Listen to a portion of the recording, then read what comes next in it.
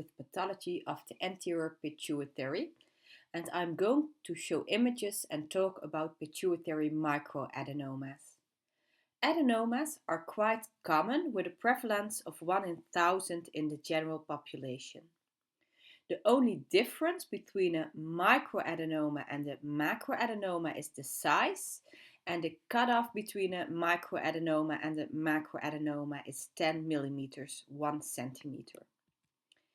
Patients with a microadenoma present with problems resulting from the hormonal disbalance, whereas patients with a macroadenoma can also present with symptoms that are caused by compression of surrounding structures such as optic chiasm or cavernous sinus.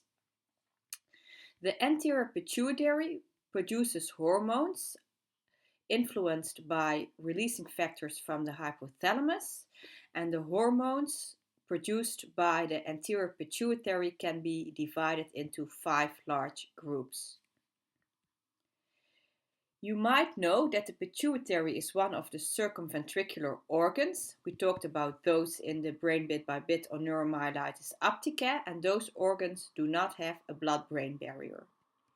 So the pituitary enhances on post-contrast images, and these are FLAIR post-contrast images, where on the early images you can see enhancement of the posterior pituitary and infundibular stalk, and the images after a minute or so the entire pituitary is enhanced. The anterior pituitary is derived from Wertke's pouch that has ascended, so there's no neuroectodermal origin and no direct arterial supply of the anterior pituitary.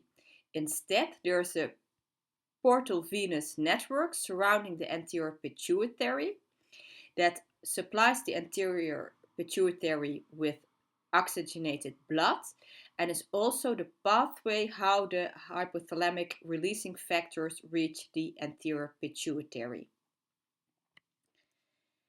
The microadenomas in the pituitary are benign proliferations of hormone-producing cells and in a minority null cell, non-hormone producing cells. And the microadenomas have extraportal arterial supply, so they do not enhance in the same way the pituitary enhances. And as said, the normal enhancement of the pituitary is posterior pituitary first, then the stalk. And if you look at the anterior pituitary, it should enhance with a tuft from the stalk, central portion first and then towards the periphery. And if you see an area that enhances in a different way, this is indicative of a microadenoma.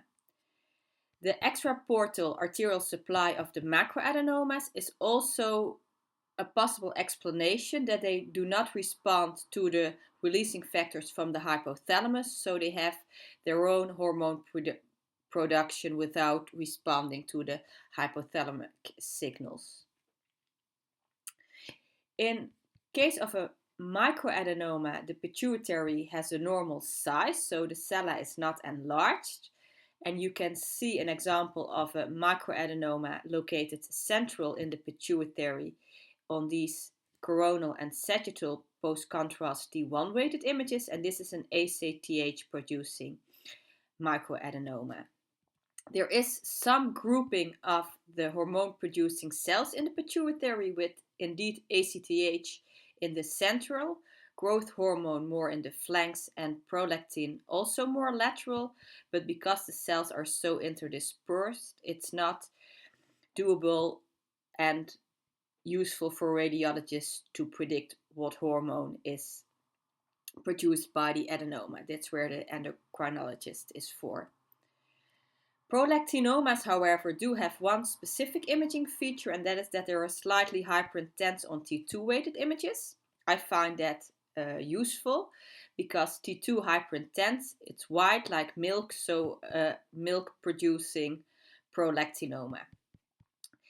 And prolactinomas are a type of microadenoma that respond very well to drug treatment, to dopamine agonists, and they decrease in size. So it's good to mention if it might be a prolactinoma. And it's also good to look at the T2 weighted images in cases of a pituitary macroadenoma, because if it's a prolactinoma, it might respond to medication. And we're going to talk about macroadenomas of the pituitary in the next brain bit by bit, and after that we're going to talk about the smaller lesions in the cellar region, such as Redke's cleft, cyst, and craniopharyngioma. So I really hope you do stay tuned. Thanks for watching.